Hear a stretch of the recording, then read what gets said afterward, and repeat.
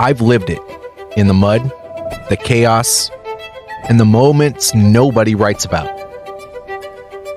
This show is the truth, raw, unfiltered, and built for leaders who actually give a damn. If you're ready to grow, ready to own your own story, and ready to lead from the front, you're in the right place. Speak up, show up, lead. Let's get into it. Let's get into it. Hello, everybody, and welcome to another episode of Speak Up, Show Up, Lead. I'm here with my guest, Dan, and we'll talk to Dan here in a second. Before we get started, I do want to make sure that I put a plug in for my book, which is also incidentally called Speak Up, Show Up, Lead. This is my leadership lessons from going from civilian to military and all the way through. If that's something that interests you, go to Amazon.com, Speak Up, Show Up, Lead. I've got some good feedback on it, so make sure you go check it out. Dan, how you doing today? I'm good, man. How are you? Oh, I'm doing awesome. I'm excited to have this conversation, and like I was telling you before we got started with the call, this is the first time I've ever even talked to somebody who is a Seabee. So, I mean, this is kind of an interesting thing for me. But yeah, if you wouldn't mind, could you give an introduction to the audience real quick and tell us a bit about yourself? Yeah, of course. I appreciate the opportunity to come on here and tell my story and give my transition story and time in the military. I joined when I was 19 years old in 99 and retired in 2019. In that 20-year process, it was did a lot, got married, had kids, doing all the things that everybody does. Deployed a few times over to Iraq, and I just had I had a really good time doing that, making sure that family was taken care of and all those things. So, yeah, I think it was pretty awesome. Yeah.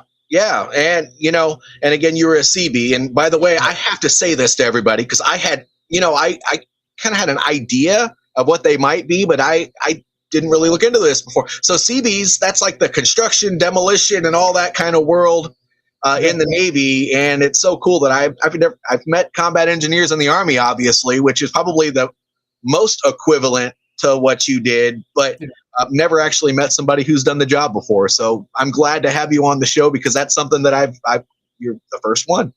No, I appreciate it. Yeah.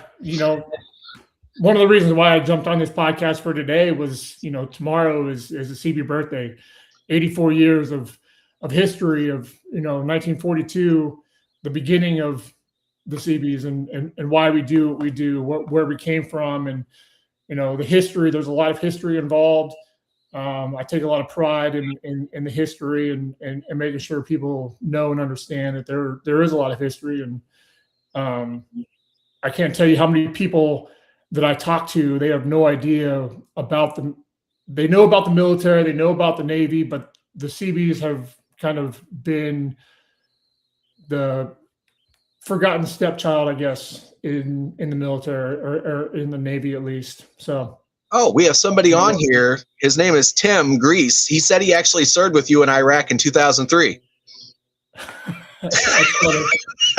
There's a lot of people that I'm friends with. It's all I love. That's what I do love about our small community is I know a lot of people, but not a ton. Veteran Racing Group, is that who we're talking about? Yep. He's actually a friend of mine, but it happens more often than you would think that somebody tunes in that knows my guest. Yeah. And I just met this. Usually I just meet my guests within a couple of weeks before I have them on my podcast. But no, I know one of the things that we wanted to talk about today, Dan, is that transition story. Yeah. And then, kind of move that into what you're doing now and how you help people out in the world. And so if you wouldn't mind, can you tell us a little bit about how that went for you? Yeah, transition was interesting. We talked about this a little bit before. The military is really good at pushing people in and making sure that they start really well and they go to their whatever trade school or MOS or rate, whatever you want to call it. They're really good at pushing people for that. The transition part and it's no fault of their own. There's a lot of people getting ready to get out, and they have to, feed the machine and keeping people in. And what they do is I feel, my personal opinion is that they kind of just do a check in the box, and it's challenging. Because there's a lot of benefits that they don't talk about. There's a lot of benefits that, and it's depending on where you go, state to state is going to be a little bit different. But going through that process, starting the process, going to and doing your TAPS course at the beginning, making sure that, doing the resumes and making sure if you're going to file for a disability claim, making sure you have all of that process. So going through that was great. I had very fortunate opportunity where I was. We had a VA person that was there to kind of walk you through the steps in the process. So my transition was really good. I was fortunate again with my wife we were mill to mill. So my wife was a air traffic controller. So being able to transition out with her was awesome. So that was a big deal, making sure that we knew and had a plan together of what we were going to do kind of when we grow up. Thinking about those kind of things, trying to figure out what financially, where we're going to go, where we're going to retire, all of the things that, that you don't really think until you're at the end of your time. Yeah. It was a big shift. Yeah, it is a shift. And, there's a lot of things that they should be telling us about. You mentioned benefits and stuff that are out there, but what about the programs that are out there? Not just the ones that help us through the hard times, but also that can kind of give us a sense of community. I mean, I don't even remember them talking about the DAV or the American Legion or the VFW or any of those things. I don't remember any of that stuff, but the connectivity is one thing that I know that, I've kind of started getting it back a lot in the past 3 years, but until then, there were a few years before that. And when you lose it, you don't just lose your connectivity, you start feeling lost. And then you start, our brains are kind of a crazy circus when we start getting in there and living in there. And so that turns into a really, really big problem, which is why we have so many problems with veterans and mental health issues. Yeah, no, 100%. Yeah, you kind of have you have your own identity. You come in with the military, you have your own identity. Going from civilian to the military, you kind of get that, and then transitioning out, you lose that sense of identity of what you are, who you are, what your purpose is. You leave that. A lot of the times, camaraderie. I talk to a lot of vets now. And the biggest thing is, I ask them all the time, hey, what's one thing you're going to miss about the military? And most people don't say, hey, I'm going to miss the job. They don't care about the job. It's the people that come with the job. It's the family, the brotherhood, the sisterhood that you build inside the military. That's the important things. Those are the things that are going to drive you outside. And if you have a good foundation of people that you know and trust, that you can communicate with outside of the military, I think that mentally can help you get out and transition, because you're by yourself transitioning out, but you're joining a group of people that have already done it. Yeah. And being, there's great programs out there. You mentioned DAV and VFW and American Legion and all of those great communities out there.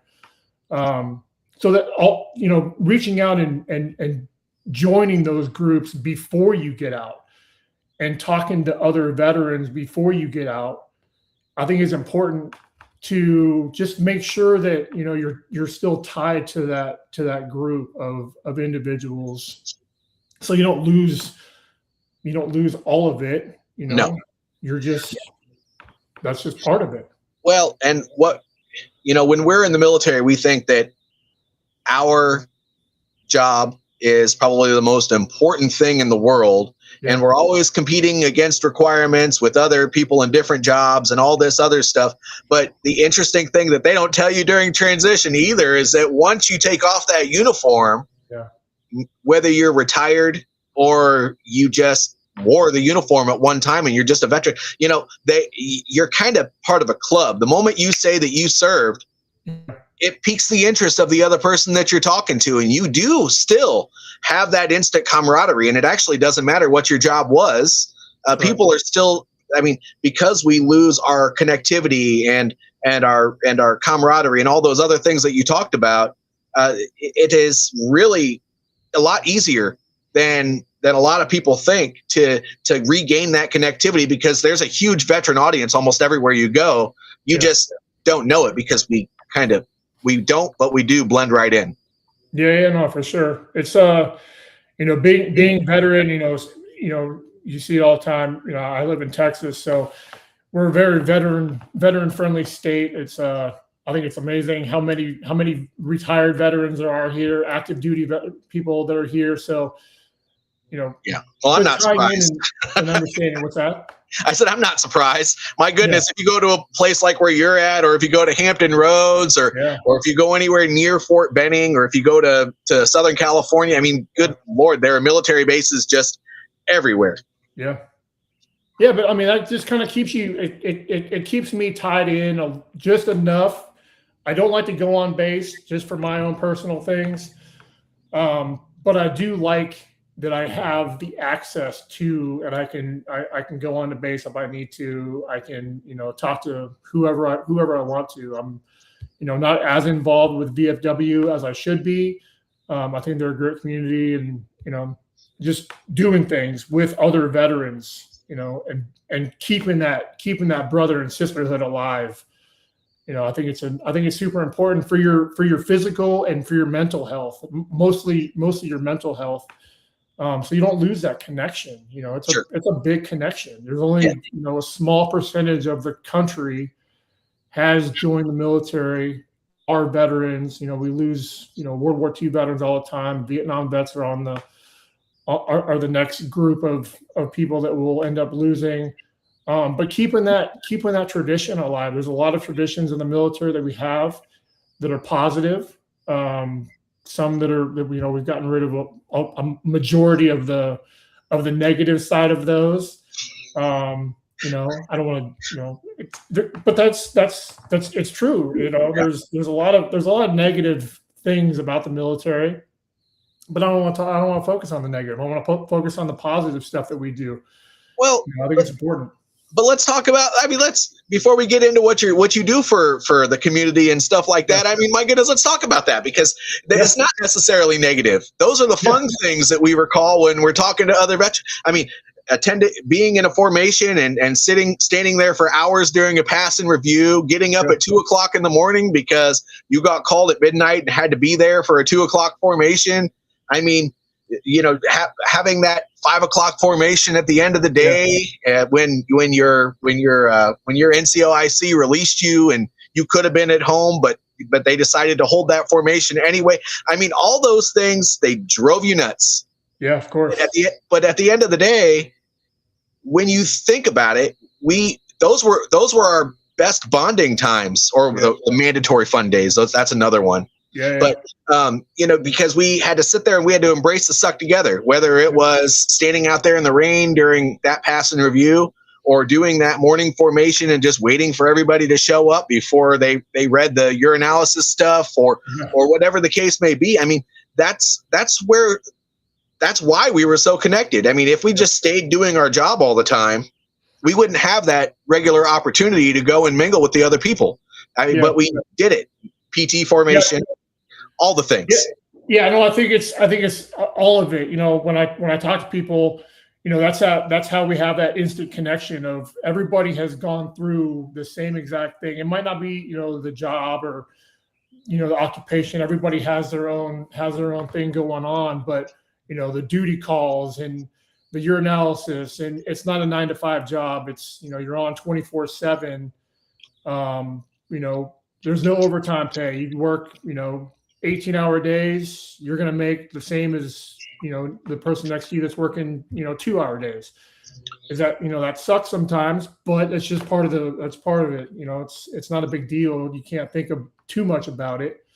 But yeah, I think I've remembered more times that you were doing just the mundane long days. Those are the days stuff that you remember the most. Let's call it dumb stuff.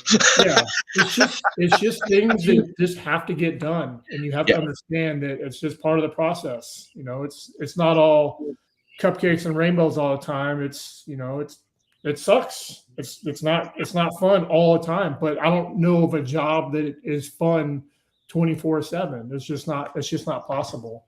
Yeah. So.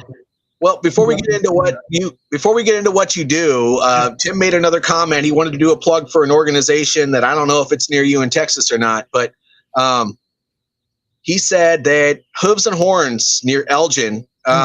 Tell them Tim sent you. He doesn't live anywhere near Texas, but he obviously knows people just like we all do. But you can get some photos with Ben. They're big supporters of veterans, so that's awesome. That's kind of cool. And that could be close by. So maybe you can get some photos with your kiddos. Yeah, no, that'd be great. Yep. So now that we've gone through all that stuff, tell us what you're doing now. I mean, obviously, we all struggled through our transition, whether it was a little bit or a lot. I mean, some were more fortunate than others. But what are you doing now? Yeah. So today I help veterans, and I sit across from veterans. A lot of it is via Zoom or via however that is. I try to do as much live as I possibly can, but I mean, there's people all over the country that need help, and they're going to be transitioning out of the military. So we walk through the processes of what to expect. I think we go through what they talk about in TAPS, but we go a little bit dive deeper into TAPS. We go through their BDD claim. We can help them file their BDD claim, their disability claim, if that's what they choose to do. We talk about their SGLI replacement. A lot of people don't realize that your life insurance goes away once you leave that blue line. Once your last day in the military, that SGLI goes away. They don't think about, okay, now what do I do? We talk about getting that done, the life insurance side, before they file their claim. And I think that's important because once you've gotten your claim, you've already gone to medical, they've already, diagnosed you with whatever it is, whatever life insurance company is going to look at that and say, hey, you have, X, Y, and Z on your record, whatever it is. So we talk to veterans all the time and say, hey, get that done now before you get out. Make sure that's out of the way. It's just another thing that checks off the box. We talk about that, and we talk about the survivor benefits program and the cost that is attached to the survivor benefits program, the good and the bad about that. Real quick before you go too deep into that. So the life insurance. Yep. So just out of curiosity, and obviously it's going to be different for everyone's situation, but what do you think about insurance as far as life insurance, as far as what you can get on the civilian side versus because they do offer you VGLI, but if you don't pick it within 180 days after you get out, you lose the opportunity to be able to have that. If I'm not mistaken, I could be wrong, but I mean, that versus other programs that you can get outside of the military, what is your opinion on it? Yeah, so my opinion, the VGLI, it's a group life insurance policy. There's good things about it. I would say the negative and the things that they don't talk about is it goes up every 5 years. So, if you're 35 or 40, I was 39 when I retired. So at 40 years old, typically, depending on the company, your life insurance prices can go up. So, with the VGLI, every 5 years, it's going to go up. So we talk about that. We make sure that we cover those topics. It's not, I don't want to say that it's a bad thing, because sometimes if that's your only option, that's your only option. Sure. So I will never say, it's a terrible idea. I just want to, I go off on an education basis, right? Show them the numbers, say, hey, this is what you can do. And then I show them, I pull up, whatever website whoever I use, and say, hey, here's the numbers on if you want to do a 1-for-1. If you have a $500,000 life insurance policy while you're active duty, here's a comparison to another one that you can own for say $100. Okay, that's good for 30 years. You know what I mean? So they're covered for that. It's a term policy if you want to do that.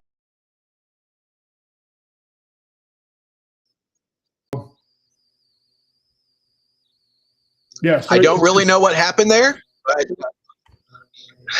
sorry, go ahead. Yeah, I think we blanked out there. No, it's all good. So yeah, just on the just educating people on what else is out there, and you can own your own policy. You own that policy. There's no attachment to the government. The VGLI it's still attached to the government. Having your own policy, I think, is a good thing. We insure everything else in our entire lives. We don't insure the thing that we can't replace, and that's you. You can't replace you, but you can help your family after you pass. At least pay some of the things off that you need to pay off. Okay. Yeah. Thank you for your point of view on that. Obviously, that's going to be different for everyone. I mean, if you're retired and you have maybe you've got your 100% as well, you might have different requirements than somebody that, is served 5-6 years. And so everyone's situation is obviously going to be different, but a lot of people don't really know. I mean, it may sound absolutely silly, but people don't even know that they have other options. So, or even what the VGLI is, because when we're on active duty, I mean, you go before deployment, after deployment, when you go to different duty stations, it's required that they just go over this stuff with you on a regular basis. You almost don't have to think because you're on autopilot. So, I mean, it's good to know that there are options after you get out. And by the way, you're not going to have a commander calling you in to go to S1 and have that conversation with them, and then maybe go over to Deers and the office on base to go finish having that conversation. In the civilian world, you kind of have to do that on your own. Yeah, no, 100%. Yeah, you don't know. I mean, and that's one of the things that I like about what we do now is it's a vet to vet conversation. We have that instant connection already. You don't have to build rapport with them. You've been through the same things. So teaching other veterans how to get out, I think it's super important to talk to another veteran. Talking to an active duty member, they've never transitioned out of the military. So how do they know? You need to talk to somebody that's actually been through the process and been through the struggles and all the mental anguish that, you're going to think about. There's a lot of stress on your body that's going to happen. The fear of the unknown. Okay, what am I going to do when I grow up and get out of the military? 20 years, if you do 5 years or 10 years or 20 years, whatever time frame you do, 30 years, however long it is, you have that connection. You always will have that connection. But there's also a long time after you get out of the military. Most people get out at 40, 50 years old. Well, you live for another 30, 40 years. There's a lot that you can still accomplish. And trying to get people to understand that there's life outside of the military and past the military, and there's a lot more to life than just the military. It was a great part of my life, but that's just one of the chapters in my book. Right. I want to keep going with the rest of the chapters. I have kids to raise, and spending time with my family and kids and all the things that I want to do. And I have goals that I have, and I change those goals all the time. Once I accomplish something, I'm like, cool, let's move on to something else. And setting those goals and trying to be as successful as I possibly can. Right. No, I think that's awesome that you do that. And I feel like that, well, you say you don't like to go on base, but I think it'd be awesome if you went and talked to the transition offices to see if you could potentially brief these people to let them know that there are options. And these are the conversations, whether it's with you or with somebody else that can help them prepare after they get out of the military. These are things that they don't discuss. I mean, they fill our head full of a bunch of briefings, but they don't tell us that everything drops off Yeah. the moment you take off the uniform. Yeah. There are benefits out there, but the VA is not. Well, I've heard sometimes actually they do now. I was going to say the VA don't call you. I mean, they didn't call me, Yeah. but apparently they're doing that now. When people transition, the VA start calling. I've never heard of that before, but apparently that's something that they've recently started. But otherwise, everything out there that's available, which is is so much. Yeah. They don't talk about any of that stuff. Yeah. But let's go back to you. I mean, what other stuff? And we got about 5 to 20 minutes, somewhere in that range, to finish up our conversation here. But what else do you do? And then let's talk about the specific offerings that you'd like to talk about, because I know your contact information is below in the description for wherever people are watching this video. Yeah, no, really just having those conversations with people. I think we talk about a lot of, like I said, we talk about the things that are in TAPS, but we want to dive deeper into those topics. I think the most important things are, if you're going to file for a disability, let's look at that and see and go through that process and make sure that your claims are everything that you need to do. We talk about the SGLI replacement. We talk about the survivor benefits, and a lot of people don't know the cost of that, and they don't know that there's other options out there as well. Whatever you want to look into. So just having those deep conversations and helping them transition and being a good resource of information. Well, kind of a one-stop shop. We want to make sure that people are moving to different parts of the state. We want to go and look up, hey, what are the benefits of that particular state? You're going to retire into, Texas is a big one. I know Texas, but I know there's other states that have similar opportunities that you can look into and benefit. So let's go over those. Let's look at all that, state by state, and then we have a SkillBridge opportunity if you want to do that, kind of an internship once you're getting out of the military, to try to ease you into from military to civilian life, figure out what you want to do with your life, and that's our big focus, is educating service members on outside of the military. There's so many opportunities out there. Yeah. It's almost endless of the opportunities that we have out there. If you seek out the information, you have to educate yourself, and you have to ask the questions. It's a lot like your recruiter. The recruiter's only going to tell you what you need to know to get you through the door. So ask. You have to ask the right questions. You have to be prepared. And I try to figure out, okay, let's talk about the things. What are your concerns about leaving the military? It's just a one-on-one. Everybody's going to be different. There's not like, hey, there's not one set of rules. There's everybody's going to transition differently. Everybody's going to have good and bad of making that transition, and we try to make it as smooth and easy as we possibly can. Yep.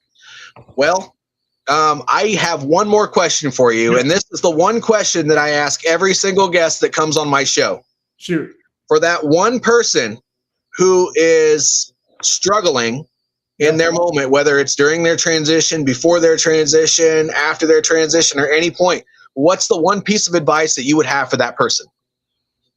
Great question. I would say to communicate and talk and think about what you're going to be doing. Brainstorm with somebody that has been through the process and learn as much as you possibly can about transitioning out, about your civilian opportunities. If you're going to go to work for a corporation, if you want a regular job, a lot of times you need that steady income, but study and get to know and learn as much as you possibly can. Get your resume correct. Have 4 or 5 people look at your resume if that's what you're going to do.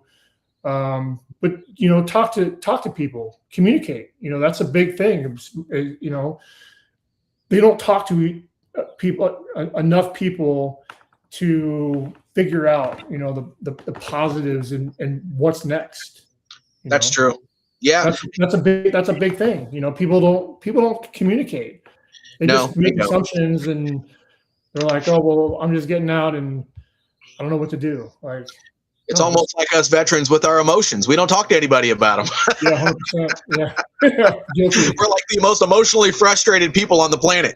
Yeah, it's hard. It's hard. You don't want to talk. You don't want to admit that you're struggling. That you need help.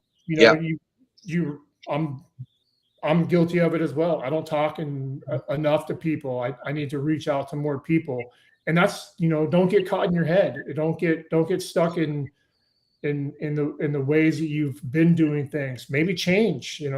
Have even a slight change of what you've been doing to what you can do, and broaden your horizons. Personal development, reading books is huge. I'm a big proponent of. I don't read as much as I listen to listen to books and listen to podcasts and listen to, just keeping that ties of whatever you're getting into. Yeah. Well, that's excellent advice. Make sure everybody in the audience here that if you're going through your transition, I don't care who you talk to be quite honest with you. You can talk to me. You can talk to Dan. You can talk to anybody who's willing to help you, whoever you're comfortable with, but talk to somebody. But for the sake of this call, Dan's contact information just so happens to be below in the description. I love communicating. I love talking to people. I like helping people transition and answering the questions. And I'm very transparent. I'm very upfront. I'm not going to BS you. Is it going to be a struggle? Yeah, could be for a lot of people. There is that struggle. There's a lot of fear and anxiety that people have. But I think the more you communicate, the more you're educated on that transition and getting out of the military, the easier your life is going to be, and you won't have to think about it. You just all right, take the uniform off, put my civilian clothes on, and go about your day and. Whatever job you're going to be getting into. But yeah, communication is a big deal, and educate yourself on all of that stuff. What I got out of what your advice was the same thing that I used to tell my soldiers on active duty. Yeah. Nobody cares about you more than you. That's right. So if you really want to be successful outside of the military, then figure out what you got to do and do something about it. Yeah. And I think it's the one time, we talk about teamwork and teams and all of these things. Transitioning out of the military is the one time you get to be selfish. That's a big deal. You have to be selfish. You have to look, you can't, nobody can advocate for yourself besides yourself. So, you talk about the important thing is advocate for yourself and be selfish. Tell your boss, hey, man, I gotta do my transition stuff. I worked for you for the last 5 years. I need this much time to go and do my own thing.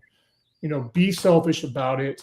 It's the only opportunity that you're going to get most of the time to be selfish about taking care of yourself. Yep.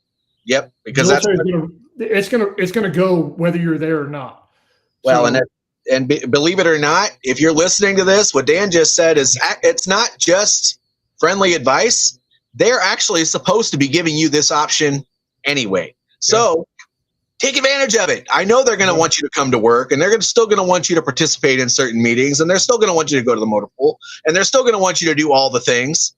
But if you don't say that you need to do it, then they're going to just expect that you're going to keep showing up to all the things that you've been showing up to until the one day that you physically can't because you're no longer wearing the uniform. And then you just shot yourself in the foot because you did zero preparation. And I've seen it happen too many times.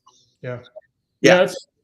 It's a struggle. I mean, a lot of people, they can't let it go. They think that their job is the most important. And I'm not saying your job is not important, but there's other things besides just your job. There's going to be, you're going to have a replacement. There's going to be somebody that's going to backfill you. Yeah. So if you don't look after yourself and take that time and opportunity to do that, you're just doing yourself a disservice, and you're putting a lot more pressure on yourself. Take the 2 weeks, take the week, or however much time you need to focus on you and getting the things that you need done, get all those things done and accomplished. Yep. Well, thanks, Dan. I really appreciate it. And again, everybody, make sure you look below in the description to find Dan's contact information. It is there. I made sure it was there. So I appreciate that. And I appreciate that phone number. Give me a call. Like I said, I love talking to vets. If you need to reach out and talk to somebody, I'm always going to answer my phone. Either text or call or send me an email or jump on whatever it is. However you need to communicate with me. I want to be a resource for people that are. And not just people that are getting out, people, and just anybody, if you want to talk, let's have a conversation. Let's sit down and figure out your life goals and what you want to do. Yep. Another good guy, another great episode. And we're going to go ahead and conclude here. But before we shut down the broadcast, don't forget to go check out my book, Speak Up, Show Up, Lead on Amazon.com. Thanks again, Dan, for being such a wonderful guest and making yourself a resource to everybody in my audience. And I hope they take advantage of it. But again, thank you. And thank you, everybody, for showing up. Don't forget to like, subscribe, share this with everybody that you know. And the most important thing, just like always, we want your opinion on how this conversation went and what you want to hear. So don't forget to leave a comment below to let us know what you think. Awesome. Thank you, everybody. Yep. Thanks, Dan. I appreciate you coming on here. I really do appreciate it. And thank you, everybody out there for watching. All right. Have a good one.